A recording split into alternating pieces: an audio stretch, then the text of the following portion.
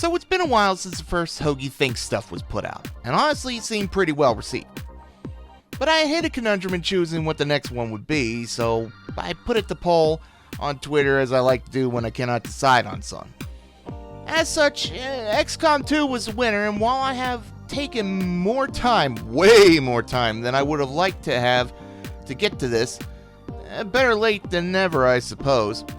But before I get into the meat and potatoes of this game, I do want to specify that while I say XCOM 2, I actually mean XCOM 2 War of the Chosen, as its expansion not only adds a great deal of the gameplay, but changes the story to match, as well as the fact that when you purchase XCOM 2, especially these days, you are most likely getting the pack with all the DLCs anyway, making them largely one and the same. So, XCOM 2 is the long-anticipated follow-up to 2013's amazing XCOM reboot, XCOM Enemy Unknown, and its expansion, Enemy Within. Side note, like XCOM 2, I lumped that package together under the blanket name Enemy Within to avoid any confusion. While you are once again placed into the role of the nameless and faceless commander, this time you are not leading XCOM, unlike in Enemy Within. That is, the XCOM you knew has been destroyed, and now what remains are tiny splinter factions of resistance against the aliens, who not only succeeded in taking Earth, but entrenching themselves into the very fabric of society. That is to say, you have to lead a ragtag band of soldiers, unite the people, and kick those invader bastards off your planet once and for all. Sounds daunting, doesn't it? Well, it is. Story-wise, the game does less telling and more showing, largely filling in the blanks to establish the background of the game, since the events of Enemy Within as it needs to. Which is good, in my opinion. But it openly contradicts and yet confirms some events from Enemy Within. For example, it states that XCOM lost the battle in the infamous base defense mission, even before they were able to create their first laser weapon. Which would be impossible as the Templar faction exists, and it clearly states that they are the descendants of the Psy Trooper program, those that survived XCOM's fall. Which, if you know the game at all, you know you would have advanced weaponry well before you ever had Psy Troopers. Then there are the Sparks, clearly fully robotic versions of Enemy Within's mech troopers, which were only able to be created with the retrieved alien substance known as meld. Which raises another point. The skirmishers are human sectoid hybrids that have been freed from the alien enforcers known as Advent and their control, which would only be able to be created through the same substance known as meld. And I believe this based on the fact that their blood is the same orange hue as meld is in Enemy Within. Then there is the commander themselves. At the beginning of the game, you, with a ragtag force, actually save yourself from alien captivity, having been plugged into the Advent control network and having your tactical mind fuel all of Advent, with the game claiming that Enemy Within was merely a series of simulations within the commander's mind. Again, a contradiction to the story. From my own point of view, Enemy Within's events clearly happened, only diverging at the base defense mission, leaving XCOM with the vital components of meld, mech troopers, and Psy troopers to be able to go on past XCOM's failure. So if it isn't obvious at this point, XCOM 2 is a strategy game, a very well designed strategy game, but it is not without flaws, which I will get to in a bit. While Enemy Within had 6 classes, XCOM 2 provides an impressive total of 9 character classes, 3 of which respectively belong to the Templar, Skirmisher, and Reaper factions. Though some of the new classes are retools and or combinations of the previous ones. Example, the Ranger class is clearly the expanded version of the Assault class, while the Grenadier was at one time the Heavy. though they have lost the missile launcher in favor of a grenade launcher, and the specialist is largely still the support class with new hacking abilities. Each class has its uses and capabilities as well as limitations, and the higher their rank, the more abilities they unlock, which, while they do help make even more incredible soldiers, your build is static once chosen, and the loss of any advanced soldier really hurts in the long run. And while Xcom has new units, so do the aliens. Some are retools of previous versions, such as the Gatekeeper clearly having been the Cyberdisk at one point, or the Chrysalids being bulkier and nastier than they previously were, and the Vipers having once been the Thin Men. Most people familiar with Xcom will already know the aliens by heart, and the list is pretty massive already. Most of the classic alien changes are explained as having been genetically modified with human DNA. The aliens, aside from having new forces at their disposal, such as the faceless, giant blobbish monsters who will disguise as civilians during terror attacks, and ambush you, or the Andromedon, who's a mechanical body, can keep fighting long after the pilot is dead, pack an even bigger wallop. And these come in the form of the alien rulers, whom I shall speak of soon, and especially the Chosen, whom War of the Chosen is named after, ironically enough, or maybe not. The origin of the Chosen is vague, having been clearly created by the alien leaders, the Ethereals, or as also known as the Elders at this point, as stated by them during the games as things progress. What is unclear is who the Chosen were before they were turned into the Ethereals' most deadly assassins.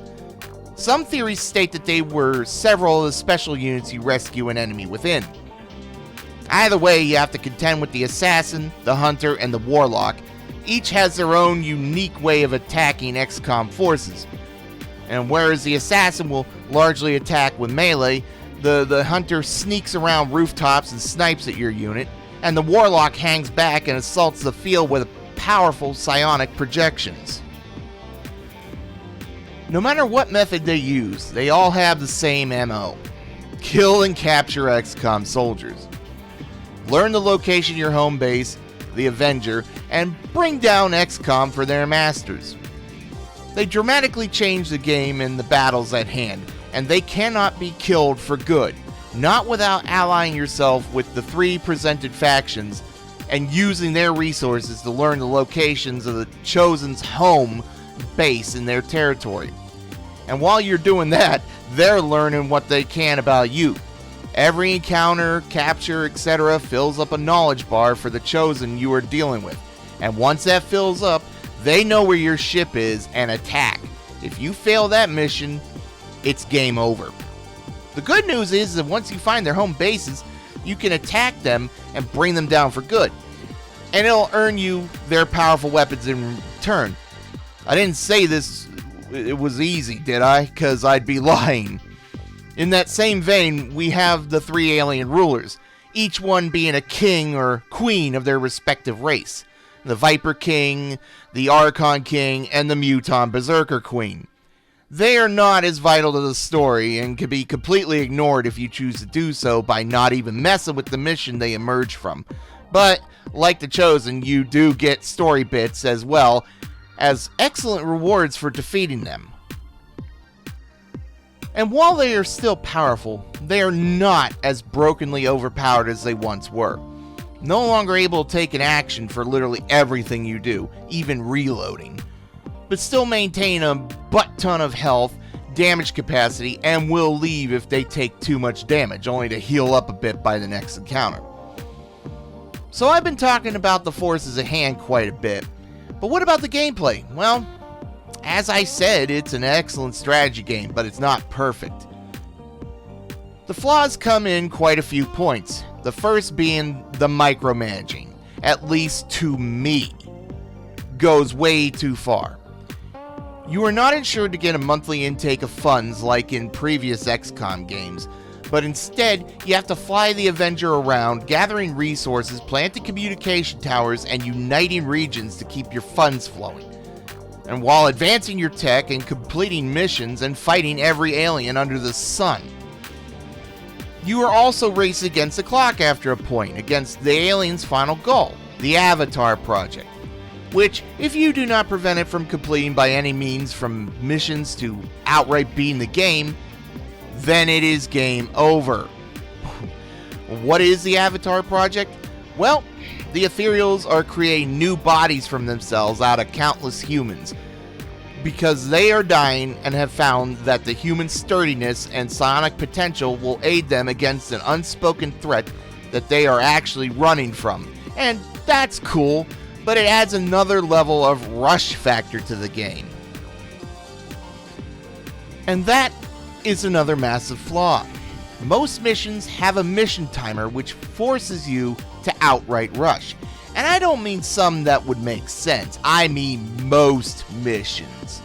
So unlike Enemy Within, you cannot just take your time and slowly advance as you like. And while I understand it's part of the story, you are not an elite military force but a ragtag team fighting a guerrilla war, it's nonetheless become an annoyance that should have been managed better, as I do not see the point in having a mission timer in missions that don't really need it.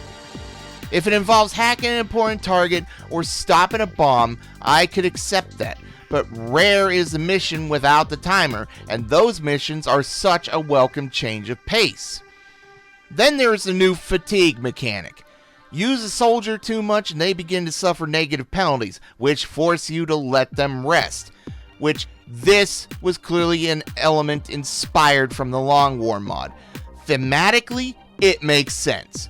But in application, it becomes an extreme annoyance when your best soldiers all need to rest for a month after 2 to 3 missions, often leaving you with undertrained rookies while you try to micromanage everything fund-wise in the game.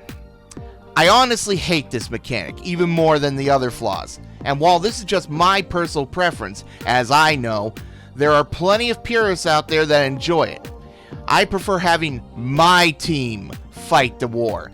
Thankfully, this can be removed.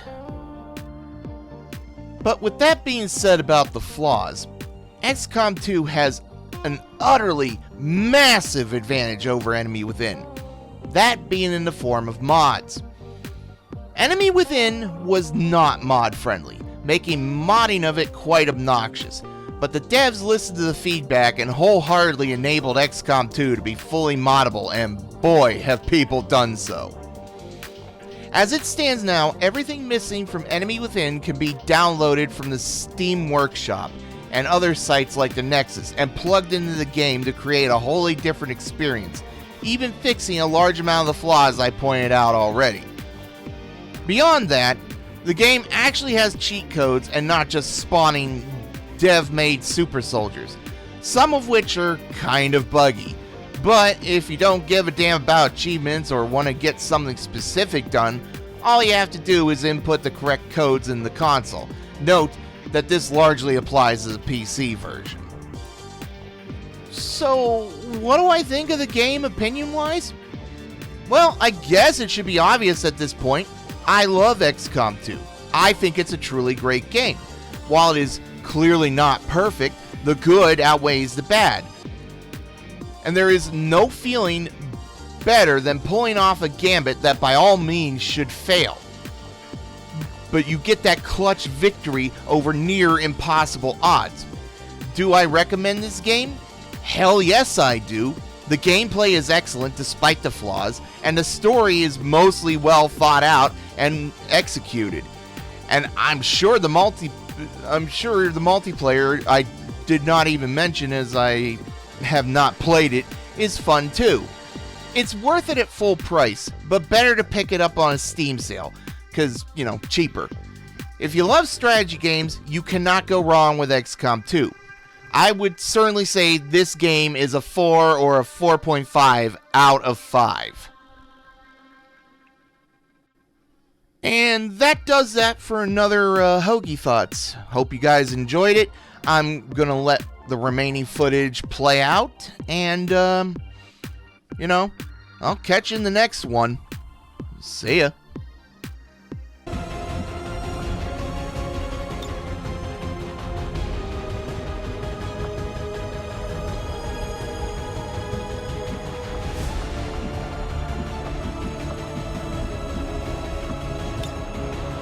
Moving to Overwatch.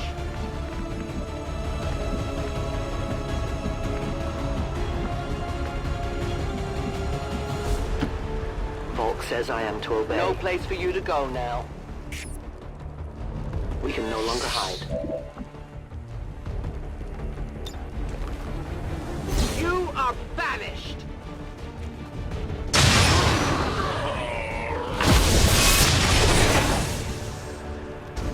Good riddance.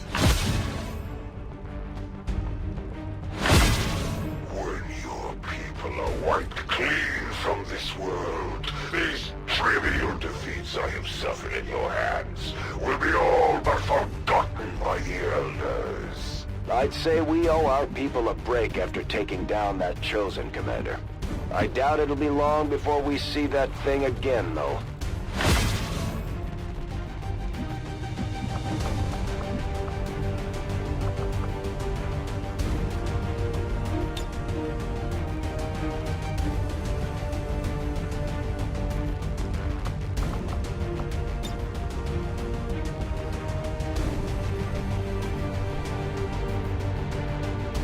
There's no returning from the void.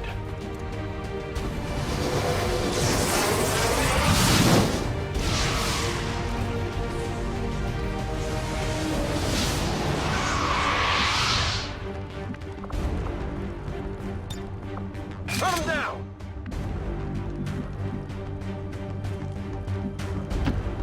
Move, move, move!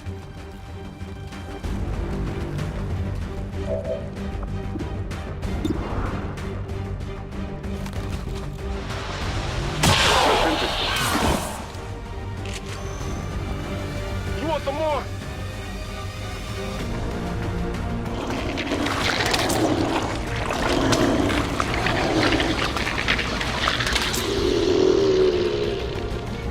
The time for hiding is over.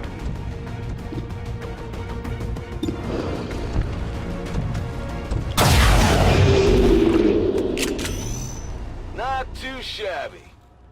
Menace 1-5, status confirmed. We're not picking up any additional contacts. The AO is clear.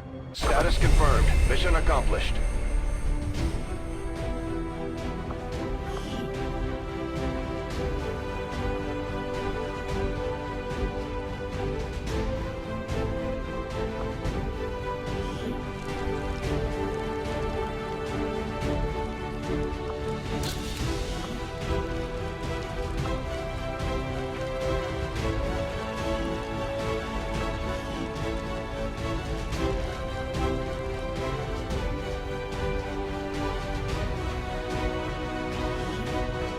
Advent peacekeepers responded to reports of an insurgent camp located in the Outer Territories. Despite a heroic battle, several dangerous insurgents managed to evade capture due to a treacherous ambush by Xcom.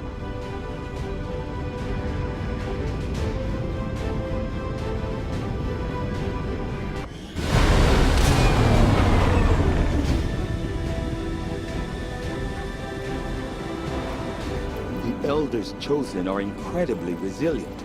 Despite our victory over them today, we still have much to learn if we wish to destroy them permanently.